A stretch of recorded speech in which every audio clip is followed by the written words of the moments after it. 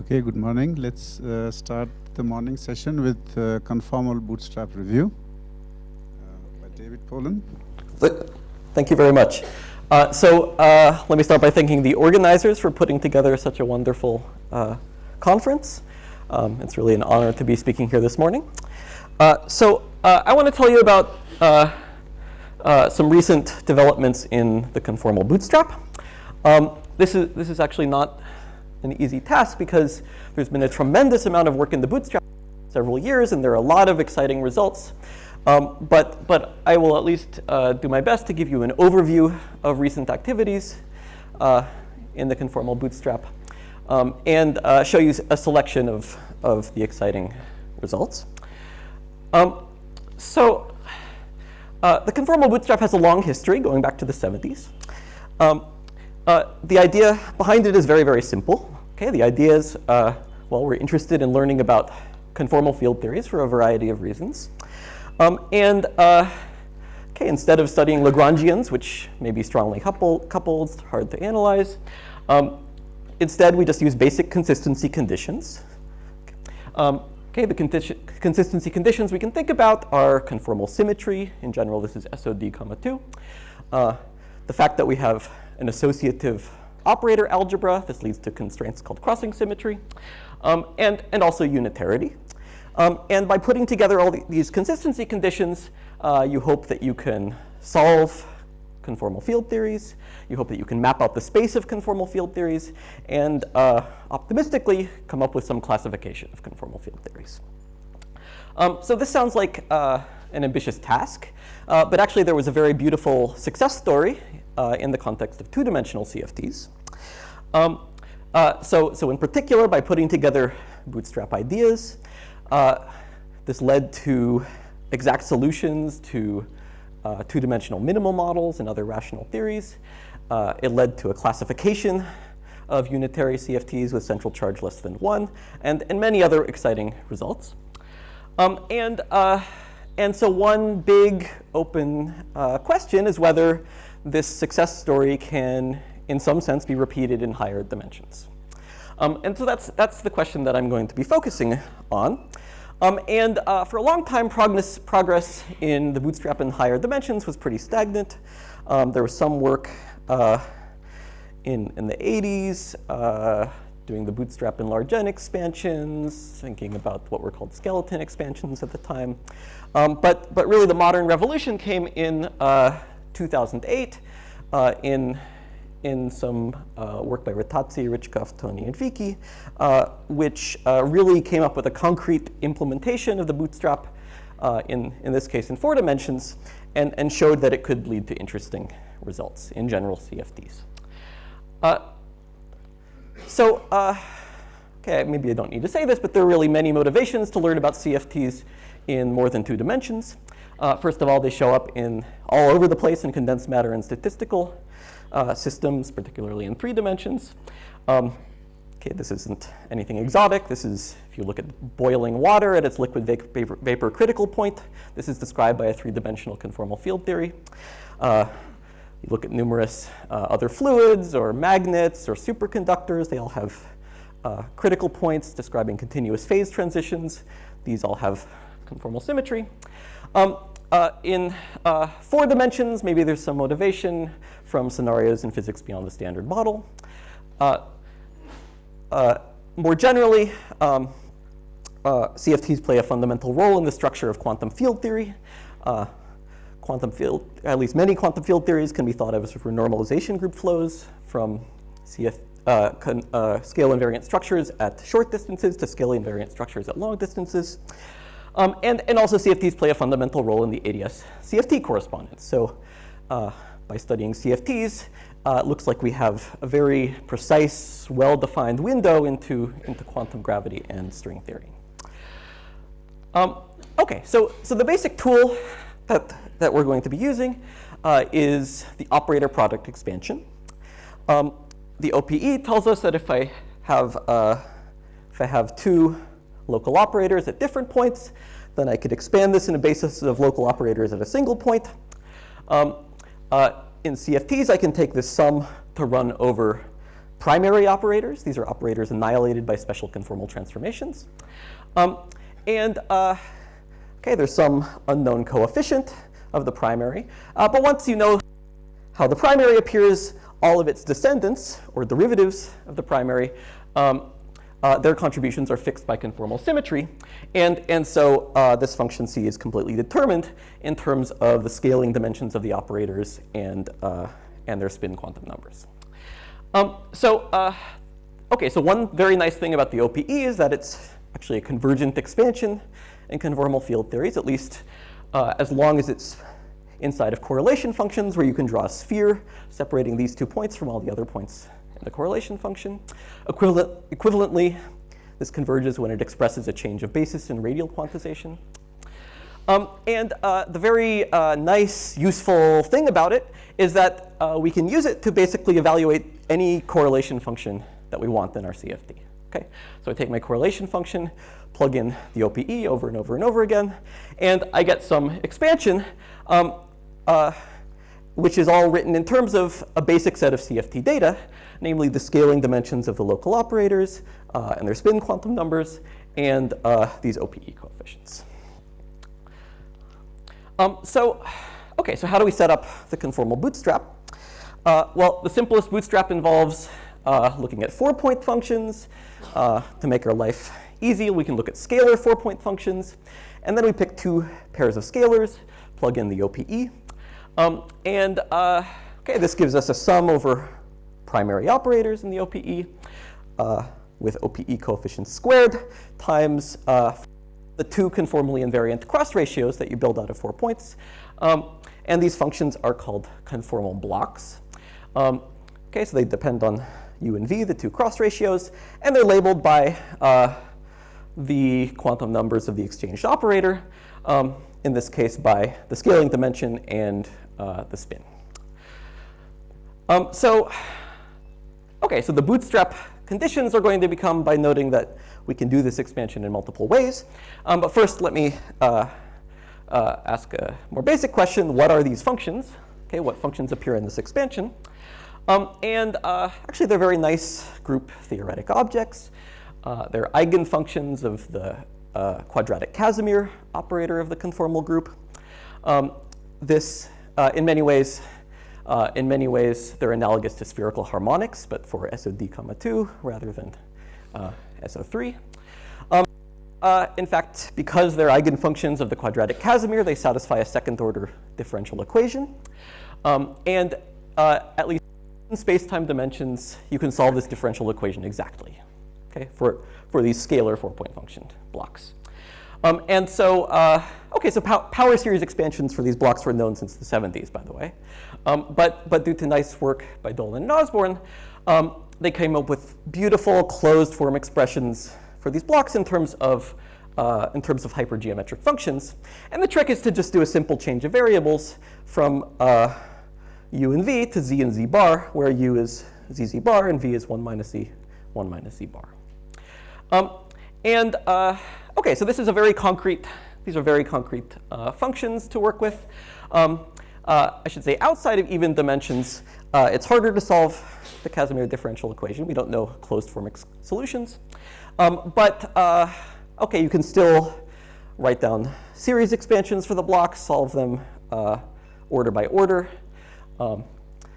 in the series expansion, and basically evaluate them recursively to an arbitrary precision. Okay, so they look like more complicated functions outside of even dimensions, but we have them completely under control. Okay, so back to the bootstrap. So we have our 4-point function of scalars. This is an object which is symmetric under permutations of all the coordinates. But we had this nice expansion by plugging in the OPE in conformal blocks. So if we require that our expansion is symmetric under exchanging, say, 1 with 3, then this gives a constraint. Okay? So pictorially, this looks like a sum over S channel exchange is equal to a sum over T channel exchange. In concrete formulas, this is the statement that a sum over conformal blocks of U and V is related to a sum over conformal blocks of V and U.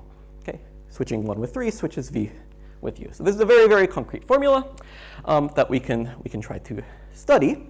Of course, this was the simplest case for identical scalars. But really, you can set up similar sum rules for every 4-point function in your theory. Okay? And these all give constraints on the basic set of CFT data, which are the scaling dimensions, OPE coefficients of the local primary operators. Okay, so more generally, the conformal bootstrap has 3 basic steps. Okay, the first step is to write down the crossing symmetry conditions. Here I showed you how to do this explicitly for scalar 4-point functions, but you can do this for every 4-point function in your theory. The second step is to then, once you have the conditions, try to understand how they constrain the CFT data. How do they constrain the dimensions, spins, and OPE coefficients? And to study this, you can adopt analytical approaches, try to study the bootstrap equations analytically, or you can put the equations on a computer and see what pops out. Okay, so there are analytical approaches and numerical approaches. The third step is to interpret whatever you get. So this is actually, in many cases, the hardest step, okay, particularly when it comes to numerical approaches. As you'll see, we get lots of interesting bounds on scaling dimensions of operators. These bounds have structure in them, and then we have to interpret what we get, ideally interpreting it in terms of known CFTs, or convincing yourself that you've discovered a new CFT. Okay, so let me say a few words about how you set up these crossing equations more generally, because there's been a tremendous amount of work over the last few years to understand how to do this concretely. So in general, if I have some 4-point function, all the operators have different spins, it's a complicated object, there are lots of tensor structures floating around, how do you make this a tractable problem? So the first step is to, understand the structure of the OPE. Okay, so I have to look at the OPE of whatever operators I have. I need to classify all the operators appearing in the OPE. I need to understand all the different kinds of tensor structures that can show up in the OPE. And each tensor structure will have its own OPE coefficient that will show up in the bootstrap. In order to make this a tractable problem, a fair amount of work has gone on in recent years to develop something that's sometimes called an embedding space formalism, where the action of the conformal group, so this is a higher dimensional space where the action of the conformal group is linearly realized. Okay, so this is a d+2 dimensional space. It makes it easy to analyze the constraints of conformal symmetry, find the conformally invariant tensor structures. This is actually a very old idea going back to Dirac. But as I said, there's been a fair amount of work in recent years trying to understand how to use this formalism to classify structures showing up in bootstrap problems, as well as using this formalism to do the next step, which is to actually calculate the conformal blocks. So for each combination of tensor structures showing up in the OPE, I have to calculate the resulting contributions to the 4-point function. This has inspired some work over the last few years, trying to understand how to do this concretely. And so in this case, there are some situations that we understand pretty well now when you're talking about exchange of traceless symmetric tensors, because these are the same operators appearing in scalar 4-point functions, and you can write these spinning blocks as differential operators acting on scalar 4-point functions. Other situations still aren't very well understood when you're talking about exchanges of general Lorentz representations like antisymmetric tensors and spinners, and so there's still a fair amount of work that needs to be done to set up the bootstrap problem in complete generality.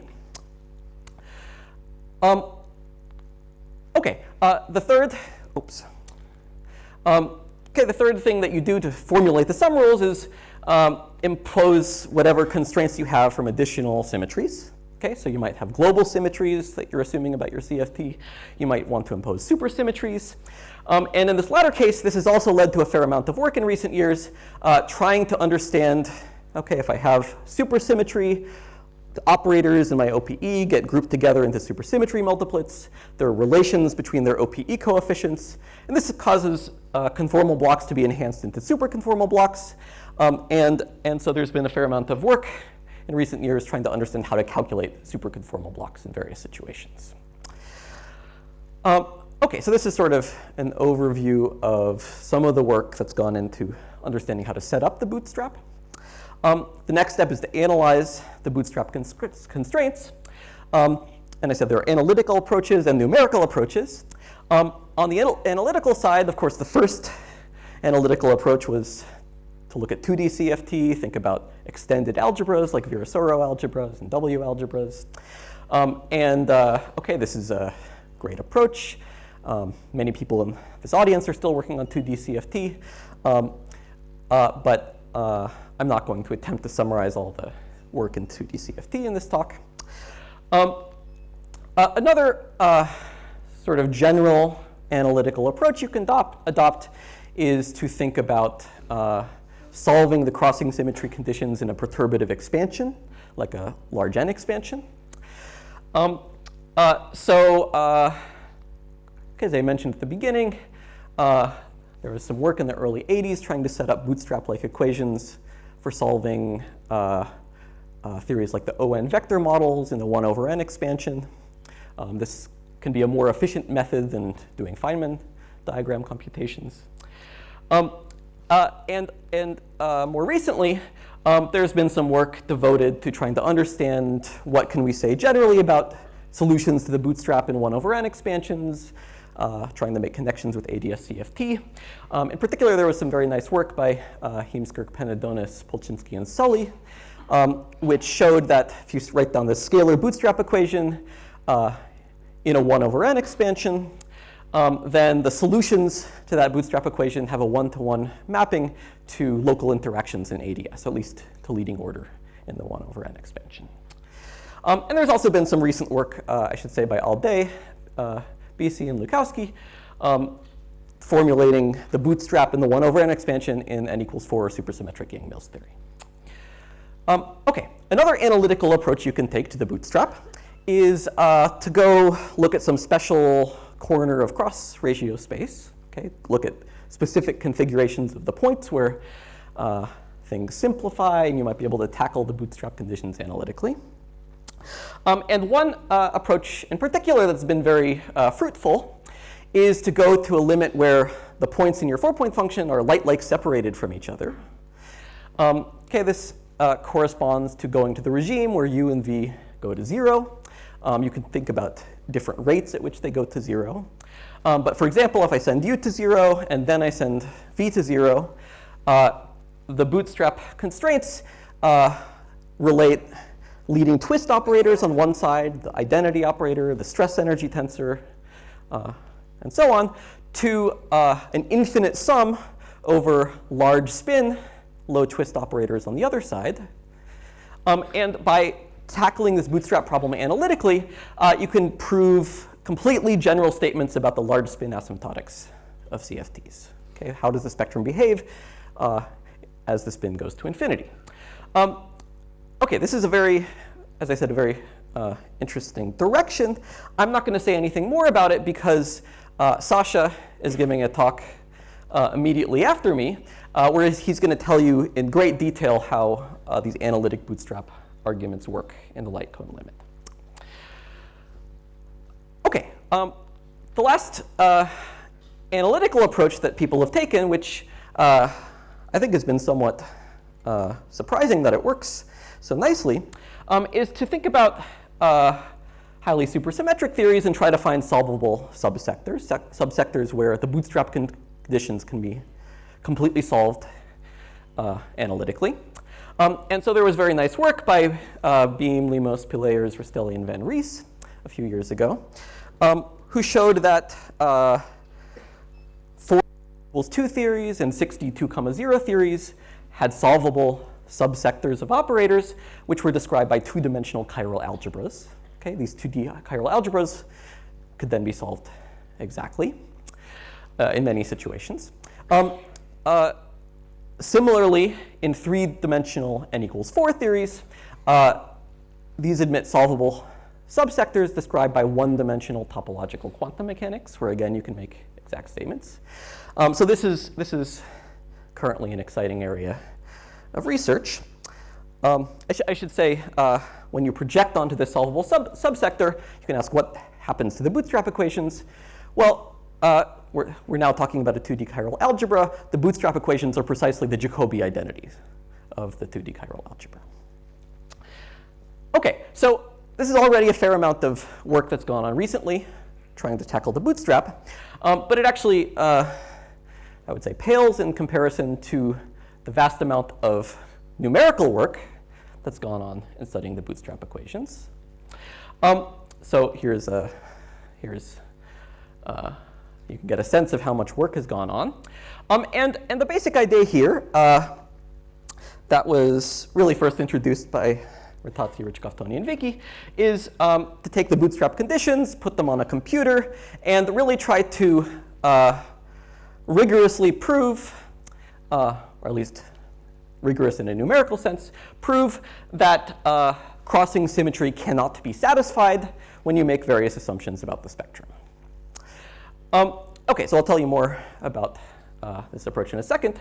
Another related approach, which plays out a little bit differently, is to really try to directly reconstruct solutions to the Bootstrap equations, approximate numerical solutions to the Bootstrap equations. So some work has also gone on in this direction.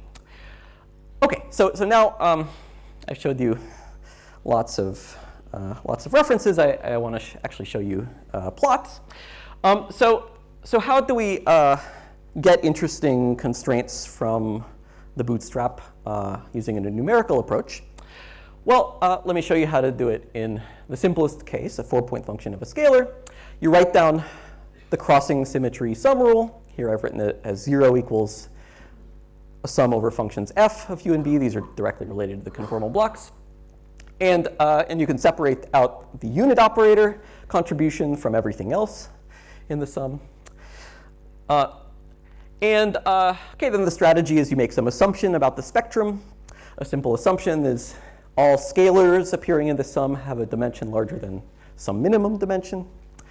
You also probably want to assume unitarity when you're formulating the sum rule, so all other operators satisfy their unitarity bounds. OK, then the strategy is I've made some assumption. Now I want to prove crossing symmetry cannot be satisfied. And to do that, you can apply a functional to this equation. Okay? Concretely, we can take linear combinations of derivatives evaluated at the crossing symmetric point.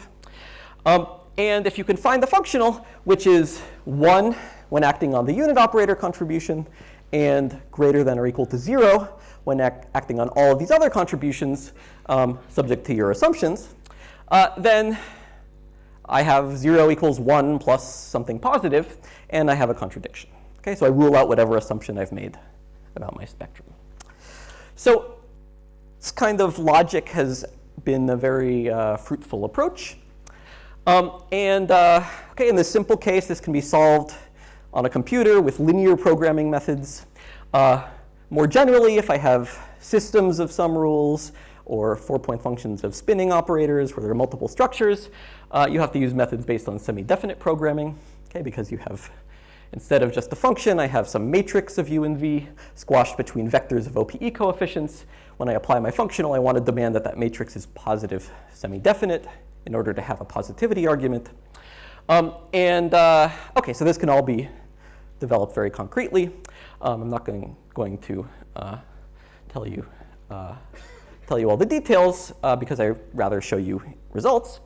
But let me just mention that sort of the current state of the art in studying Bootstrap equations numerically with semi-definite programming methods is a program developed by my collaborator, David Simmons-Duffin, called SDPB. This is really a fantastic program. It's a high-precision semi-definite programming solver. It's freely available for everyone to download. So you can just go install this yourself. And it's very nicely parallelizable and really gives Bootstrap bounds that are about a factor of 100 faster than previous approaches. OK, so let me show you some results from applying this method, starting in 3 dimensions. So OK, this is one of the very exciting results from numerical Bootstrap. We compute an upper bound on the leading scalar operator in the sigma sigma OPE. Okay, so this curve is an upper bound. The bound gets stronger and stronger as you increase the search space of your functional, but at all points this is a rigorous bound. Okay, so first of all, the bound starts at 1/2 1. This corresponds to a free scalar in 3 dimensions, and gets stronger, or sorry, weaker and weaker and weaker. But at some point, it turns over. It has some kink in it, and the exciting realization is that this kink very precisely corresponds to the scaling dimensions that are known in the 3D Ising model at criticality.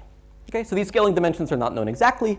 They're known from Monte Carlo simulations. They're known from various experimental measurements. And in particular, there are precise Monte Carlo simulations that determine these leading scaling dimensions out to 4 or 5 decimal places. OK, so this immediately raises a number of questions. OK, why did the Ising model saturate this bound? Why is it living in some funny corner? What is the meaning of this kink? What else special is going on there? How do you better characterize the existence of this kink? One other way that you can characterize why this dimension is special is to look at bounds on the central charge of your 3D CFT. Using very similar logic, you can compute general lower bounds on the central charge of your CFT. The central charge, by the way, is the coefficient in the 2-point function of the stress tensor. But if I canonically normalize t, it shows up in the sigma sigma t OPE coefficient. OK, so the interesting thing is that this lower bound has a minimum. This minimum seems to occur precisely at the values in the 3D Ising model. And then based on this observation, you can turn this around and say, let's conjecture that the 3D Ising model minimizes the central charge, and use this to try to reconstruct some solution to crossing symmetry. You want to find the solution to crossing symmetry which minimizes the central charge. OK, so again, this problem can be put on a computer and seemed to work. This is what we did in this collaboration. It seemed to work very, very well. And in particular, by reconstructing the solution which minimized the central charge, we could extract a very precise spectrum in the sigma sigma OPE for the first several scaling dimensions, not just the ones that I showed in my previous plot. And all of the numbers that we got matched very, very well to known experimental results. So here's a picture of the spectrum. This axis, look at the left plot. This axis is the dimension of sigma. The y-axis is the dimension, gives the dimensions of the scalar operators in the OPE. So this first curve is the first scalar operator, which had the kink, but this plot is very, very stretched out. Then you can see something interesting happening in the next few scalar operators. In particular, the second one and the third one merge together as you approach this kink, as you approach this Ising dimension. OK, so here we can get another way to characterize what's going on. Okay, the kink corresponds to the position where operators merge together into one. Some operator disappears from the spectrum, and you have fewer operators than a generic solution to crossing symmetry. OK, so this is interesting. By the way, on the right plot, you can see the OPE coefficients of these operators. You see that the third operator over here has an OPE coefficient which is plummeting as you approach the kink. So it's really just disappearing from the spectrum. OK, so what's going on? Well, this is sort of reminiscent of having null states in 2D CFTs. Okay, you have some null state condition which tells you that there are fewer operators in the spectrum than you naively expect. It's also reminiscent of what you get from equations of motion more generally. So if I'm in a Wilson-Fisher fixed point in 4 minus epsilon dimensions, then equations of motion tell me that there are relations between operators. Maybe we could interpret the kink in terms of some sort of equation of motion. But OK, it's still not completely clear what's going on. But we can try to probe this idea further. So for example, in the Wilson-Fisher fixed point, if I have phi to the 4th, then you expect some equation of motion, like del squared phi is related to phi cubed. This means that the phi cubed operator is really a descendant. It's not a primary. And in particular, you expect that there should be some gap in the spectrum of Z2 odd primary operators, okay? Because this equation of motion removes phi cubed from the primary spectrum. So if I start analyzing things in the epsilon expansion, you see that this gap is pretty robust. And it's natural to expect that the gap persists in 3 dimensions. And so we can actually probe this in the Bootstrap by assuming a gap in the Z2 odd spectrum. In the current setup, where we looked at just a sigma 4-point function, we didn't have access to the Z2 odd spectrum because we're only looking at the sigma OPE. But if we look at the sigma epsilon OPE, then we do. And so more recently, we started analyzing systems of mixed correlators. So here, these are constraints from sigma 4-point function, sigma epsilon epsilon, and epsilon epsilon epsilon epsilon. Sigma and epsilon are the leading Z2 odd and Z2 even operators in the spectrum. And by imposing that the second Z2 odd operator is irrelevant, there's a big gap, and looking at the allowed region, you see something very exciting happening, which is that instead of just this upper bound with a kink, you actually get a closed allowed region around the icing point, which is disconnected from some other bulk region. OK, so that's exciting. And I've been trying to push this further and further and further. This is just increasing the search space of the functional, pushing the numerics farther. And you can see that this island, this is now very zoomed in, this island keeps shrinking and shrinking and shrinking and shrinking. This inner allowed region, which was really greatly assisted by this SDPB program that David wrote, is now gives very, very precise results for the leading scaling dimensions, which are a factor of 10 more precise than the best Monte Carlo simulations. OK, so this is really, so the best Monte Carlo simulations are this big rectangle. The little rectangle show our estimates from the C-minimization extraction of the spectrum. OK, so this is a very, very successful program. So now you want to ask, can we repeat this? Can we repeat this story? OK, one way we can extend the story is to add global symmetries into the picture. So here we've computed bounds in 3D CFTs with an ON global symmetry. So we look at 4-point functions, phi I, phi j, phi k, phi l, where phi is an ON vector operator. And the phi I, phi j OPE contains singlets, ON to index tensors. And so this is a bound on the leading ON singlet operator for different values of n. Okay, so 02, 03, 04, 05, ... So lots of really nice things happen. So first of all, you see there's a kink in the bound at each value of n. When you go to large n, you can use the 1/n expansion to calculate these dimensions. That's shown in these black dots. And you can see that it matches very, very well in the case of 020 and 010.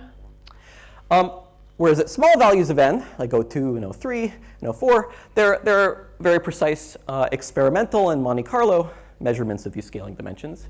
And you can see that they really live right in these kinks based on the available data. OK, so that's great. Now you want to know, OK, these are kinks. Can we get islands? OK, like we had with the icing model. So again, we try to repeat this story. We go to mixed correlators containing both the ON vector, phi I, and the leading ON singlet, S.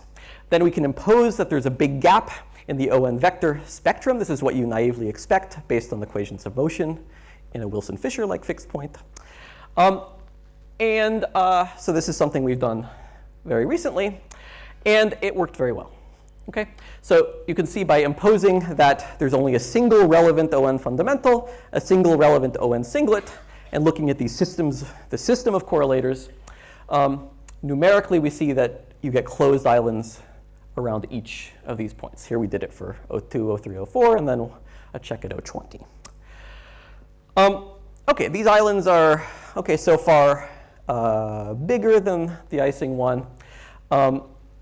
It could be that we need to push the numerics farther. It could be that we need to include, for example, ON symmetric tensors as external operators because they have a fairly low scaling dimension. Okay, so there are various ways we can try to push this further. But just to give you a sense of how strong these bounds are, here's a zoom in on the O2 island. Here's our best determination so far. And you can compare this with the leading Monte Carlo simulations. That's this rectangle. As well as very, very precise measurements in helium-4 experiments that were done aboard a space shuttle in the 90s. And that's what you see in this band. They only are sensitive to delta S. And actually, okay, so the inner band is the 1 sigma confidence level. The dotted line are the 3 sigma. But there's actually a reasonable tension between these two measurements, something like the 8 sigma tension right now. We very much hope that by getting this island to shrink further, we can resolve this tension between this discrepancy between the Monte Carlo and experimental helium-4 measurements. Okay, one other sort of nice result I want to show you from this mixed correlator ON study is, okay, we can also do precise measurements of determinations of OPE coefficients. And so one very interesting OPE coefficient is the one sitting in front of the global symmetry current. Okay, this is related to the coefficient in the current 2-point function, Cj. Sometimes this is called a flavor current central charge. Also Cj in the O2 model is directly related to high frequency conductivity properties of superconductors in the vicinity of their critical point. Okay, so it's natural. The current 2-point function is related to conductivity, and you can make that precise. Okay, so we get some closed Cj determination, determines conductivity. Here we've measured a number, 0.3554 plus or minus 0.0006. And this compares very, very favorably to very recent quantum Monte Carlo simulations, which have also measured the conductivity in the O2 models.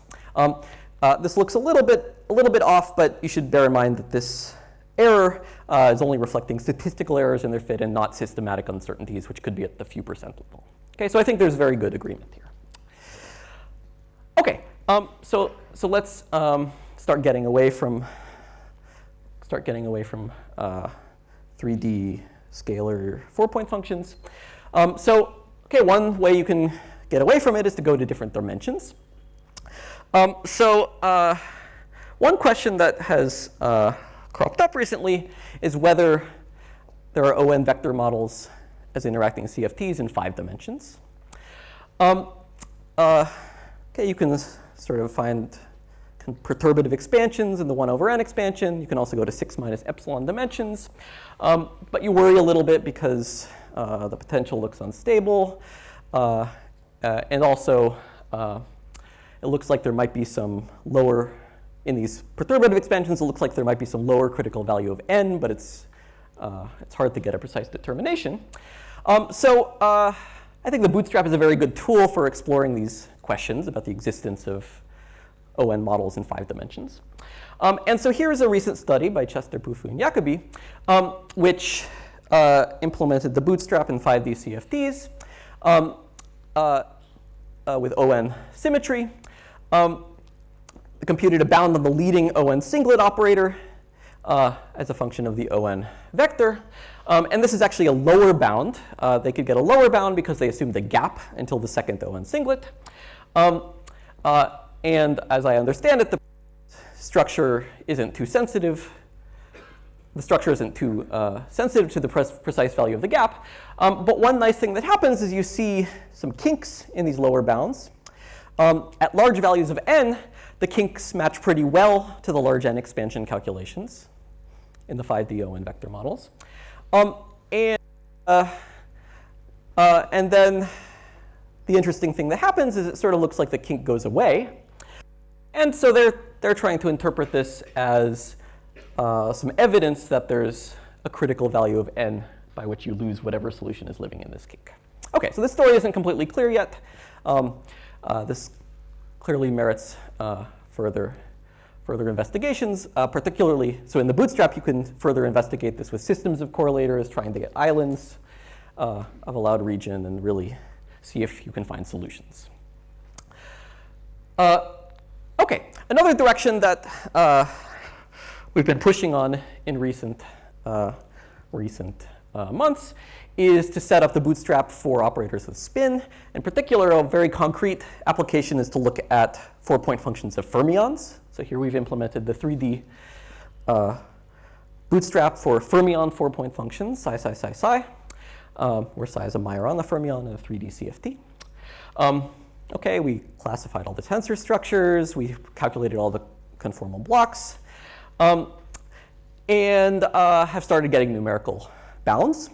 And so okay, here we're assuming our 3D CFT has a parity symmetry, and we can look at bounds on the leading parity even scalar in the psi psi OPE and the leading parity, the leading parity odd scalar sigma in the psi psi OPE and the leading parity even scalar epsilon.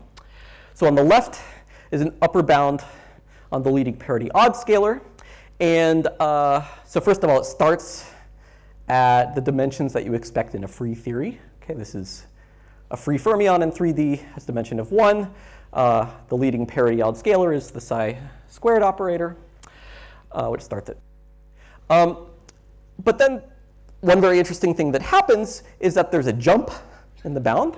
Okay, so it looks like there's some critical value of delta psi where you can really very much decouple the leading parity odd scalar.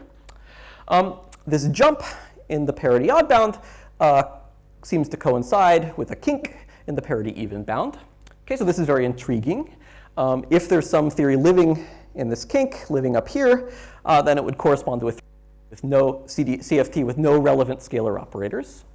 I don't know what theory this could correspond to, but if it exists, then it would be very nice because it would give an example of self-organized criticality. Okay, you wouldn't have to tune any parameters in this theory to get to the fixed point. Okay, so that's an intriguing, very recent result.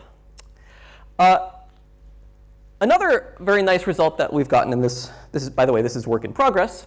Another very nice result that we've gotten is to start exploring the gap until the second parity odd scalar and look at lower bounds on delta sigma as a function of delta psi. And actually, as we vary the gap from 2 on up, something very nice happens, which is that you see some kink in these lower bounds. And this kink actually matches very, very nicely onto large n calculations in the Gross-Nevo models. Thank you. OK, so these are models with n fermions in 3D. You can either write a psi bar psi squared interaction and think about UV fixed points, or a scalar psi bar psi coupling plus scalar to the 4th interaction, which has an IR fixed point. But in the large n limit, you can calculate the scaling dimensions, and they match very, very nicely onto these kinks when delta sigma prime is close to 2, which is the large n expectation. So this looks very, very promising. This is a brand new result. And I should also mention that, OK, so we can track these kinks down to larger values of the gap. This corresponds to smaller and smaller values of n. OK, so first of all, I think we're probably going to end up with pretty precise predictions for the scaling dimensions in small n gross Neva models. And in particular, if we take n to 1, this should turn into a supersymmetric theory, which is the curly n equals 1 supersymmetric extension of the Ising model. So we're currently exploring this story right now. I think we're hoping to see this kink merge directly onto the relations between the dimensions expected from supersymmetry. And I think it's only a matter of time until we get this story to work out. OK. So since we're talking about supersymmetry, there's also been a fair amount of work recently to compute numerical CFT bounds in supersymmetric theories. So here's a very nice recent result from Bobev, Elshauk, Mazak, and Palos, which computed bootstrap bounds in 3D n equals 2 theories. So here's a bound on the leading scalar operator, the leading unprotected scalar in the phi dagger phi OPE, where phi is a chiral operator. And the interesting thing here is that it actually has 3 kinks in it. Okay? This first kink happens at a dimension of 2/3. These are the precise dimensions in the n equals 2 extension of the Ising model, or the theory with a phi cubed superpotential. The other 2 kinks are currently more mysterious. And I think, OK, the second kink here happens around 3/4. There are some guesses for what superpotential it might correspond to, but I think the story isn't yet clear. The fourth kink is also interesting, and we don't know how to interpret it. But actually, another nice thing that this paper did is studied the interpolation between these bounds between 2 dimensions and 3 dimensions and 4 dimensions. You can formulate the bootstrap in any space-time dimension. Actually, this third kink, as you go to 4 dimensions, interpolates into a much older result, which is still mysterious, which is that if I look at 4D n equals 1 supersymmetric theories and bound the leading non-chiral scalar, there's also a kink. Okay? This is also something that still needs to be explained. Currently exploring it further with Andy Sturgiu, but we don't have any great ideas yet about what this theory might be, if there's a theory living in here. OK, if there is a theory here, it would have to correspond to a 4D superconformal theory. By looking at the spectrum of protected operators, you can see that the theory living here would have no phi squared operator in its OPE. This is like some equation of motion that you can see when you reconstruct the spectrum. Also, when you reconstruct the spectrum, you see that this solution seems to have a very low central charge. Okay, so the central charge is something like on the order of twice the central charge of a free chiral operator. So it's hard to come up with theories that could live here, but maybe we've discovered some new non-Lagrangian 4D n equals 1 and also 3D n equals 2 CFT. So I think this really remains to be understood. OK, there's also been really a monumental effort by this collaboration, Beam, Limos, Liendo, Rastelli, Van Ries, to set up the bootstrap for 4D n equals 2 theories.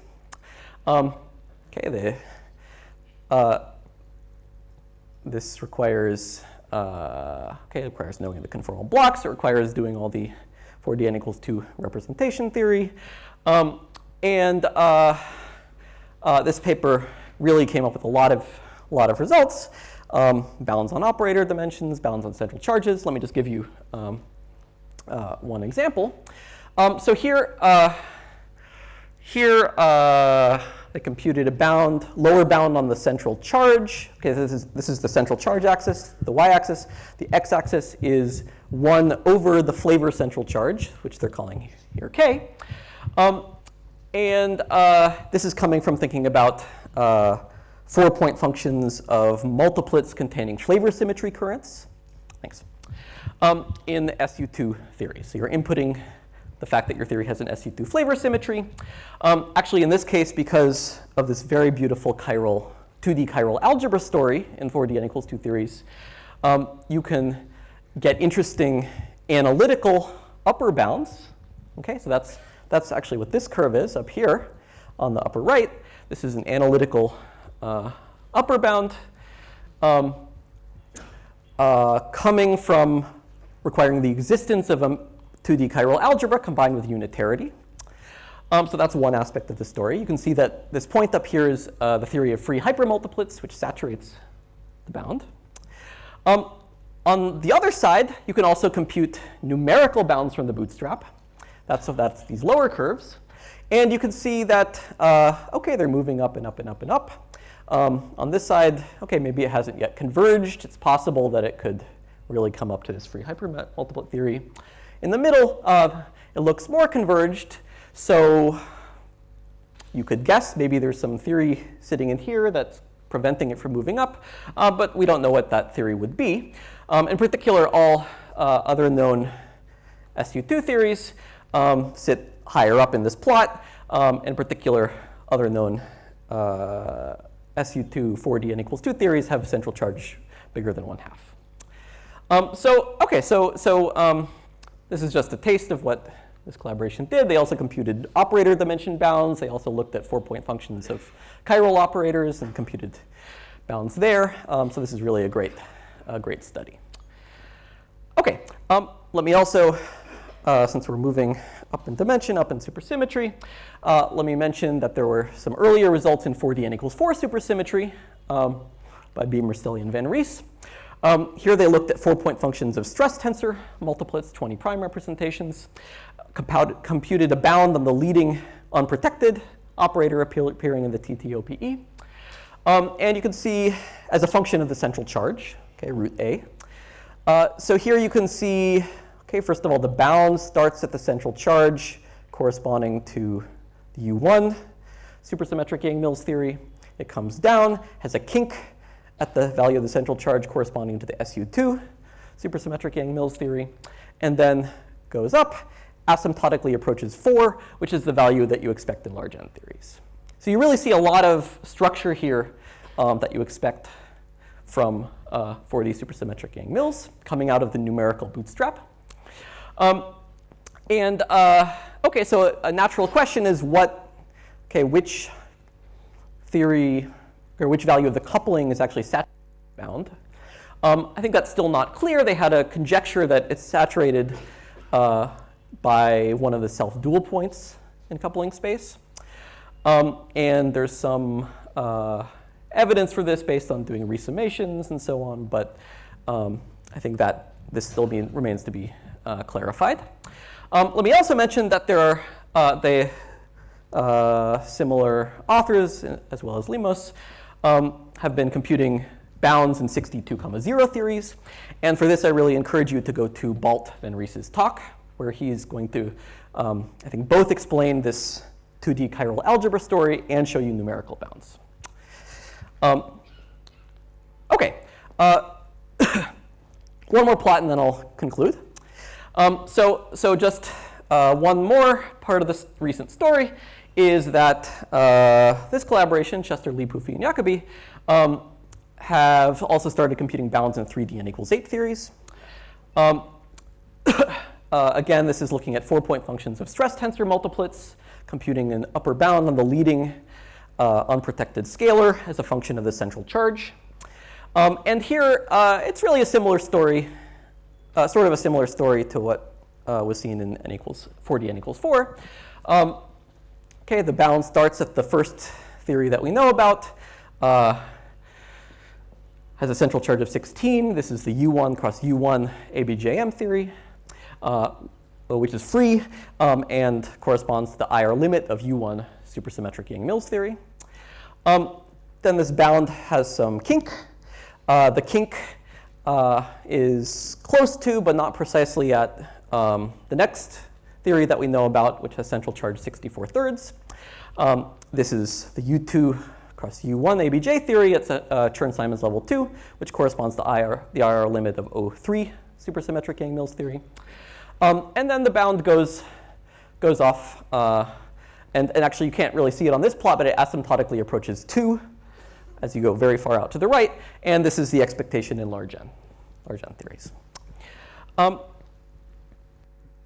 so this is just a selection of recent results from the numerical bootstrap. Where do we go from here? Well, okay, so first of all, these islands that we found in 3D are very, very tantalizing. Okay, so we really seem to be uniquely determining some solution by putting in very little input, just input about gaps in the spectrum, input about the number of relevant operators. I hope that we can really repeat this story in other theories. In particular, all these other kinks that you saw, I hope that by going to mixed correlators and making some modest assumptions about gaps, we can turn them into islands and really nail down these theories. More generally, we're currently trying to map out the space of theories, of CFTs. A very concrete first step is mapping out the landscape of 3D CFTs with fermions and scalars. We're already making great progress in this direction. I think we found the O and vector models. It looks like we're finding the Gross-Niveau models. And so this is a really concrete task that I think should be doable, at least if you're talking about theories with a small number of relevant operators. Okay, more generally, we want to understand how to better find conformal gauge theories. Okay, so there are lots of interesting targets. 3D QED or QCD or Chern-Simons theories plus matter. 4D QCD in the conformal window. Perhaps we can input the flavor symmetry and then get islands for each value of NC corresponding to the conformal window. Maybe a good first target is supersymmetric QCD. So these are all targets for the future of the bootstrap. I think the bootstrap is also well suited to clarify questions about the space of CFTs in higher dimensions, like 5D CFTs, can really probe questions about whether the O and vector models exist. 6D CFTs, we can ask, did there exist any 6D CFTs that are non-supersymmetric? And also, there exist interacting CFTs in more than 6 dimensions. Okay, another interesting thing for the bootstrap is to better understand conformal manifolds. Okay, so if I have some solution to crossing symmetry, can I find a nearby solution? Does this place constraints on the spectrum in any interesting way? Numerically, can we find lines of allowed region or surfaces of allowed region that really just show us directly the conformal manifold? At a more technical level, in order to implement these ideas, there are several things to be done. We have to compute missing conformal blocks, missing superconformal blocks, general Lorentz representations, superconformal blocks for non-chiral general non-chiral 4-point functions. One important missing one right now is 4D n equals 2 stress tensor 4-point functions. I hear some people are working on this. More generally, we want to study the bootstrap for 4-point functions containing currents and stress tensors. This is an important thing to do next, both on the analytical side and the numerical side. We want to improve, we probably need to improve algorithms for high precision semi-definite programming to make some of these tasks tractable, or come up with an even better approach. So I think everyone here should really be thinking about better ways to implement the bootstrap. At a more conceptual level, it's important to better understand this connection that we've seen between gaps in the spectrum and what look like non-perturbative equations of motion that are being imposed in the context of the bootstrap. Can we find a better way to state the existence of these conditions? Can we impose them on correlation functions in some way, and so on? Okay, so let me just finish by saying, right now we're really explorers. We're sailing around in some ocean, trying to find islands of CFTs, maybe finding more interesting land masses. And okay, the tricky thing is identifying what we found. And it's not always easy, as in the case of Columbus. Okay, we're really, we might discover a whole new world. We might discover a whole new sector of non-Lagrangian CFTs that no one knew about. And I'm hopeful that, by pushing this program farther and farther, we'll really create a full map of the space of CFTs with a small number of low-dimension operators. So, thank you. Thank you. Okay, questions?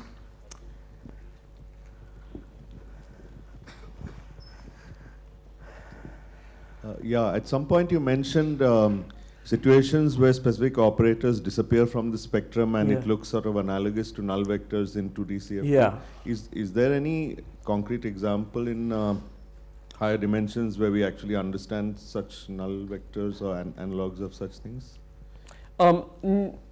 Not really. I mean, so there's one place where null vectors show up, which is actually closely related to a very nice representation for the conformal blocks, which is that if you go to non-unitary values of the dimensions, you can find representations that have null states. Okay, this is in 4D? Or in higher dimensions in general. Higher dimensions in general. Okay.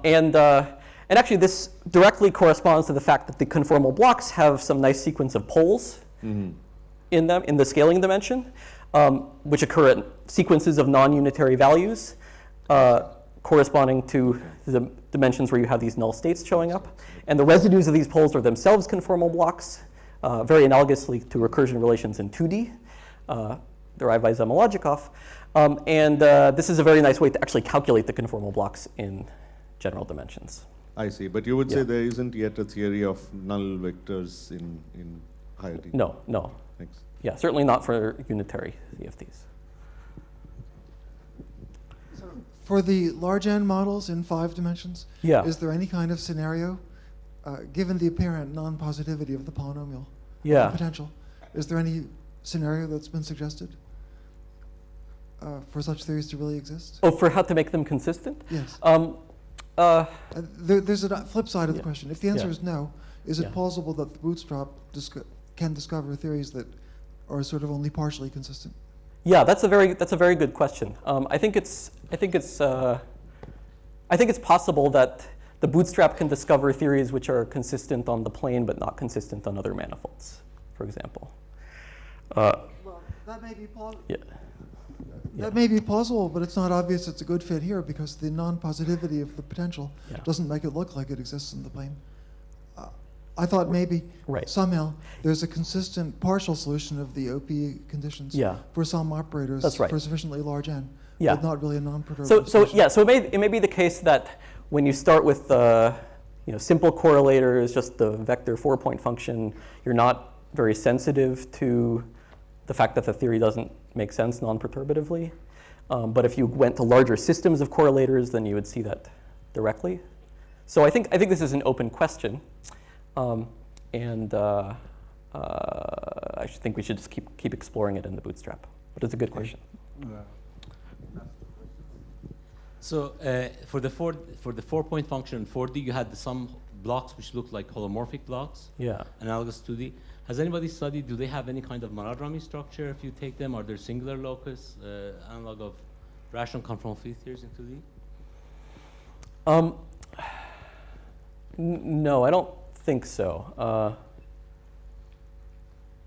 So these are analogous to the global conformal blocks in 2D.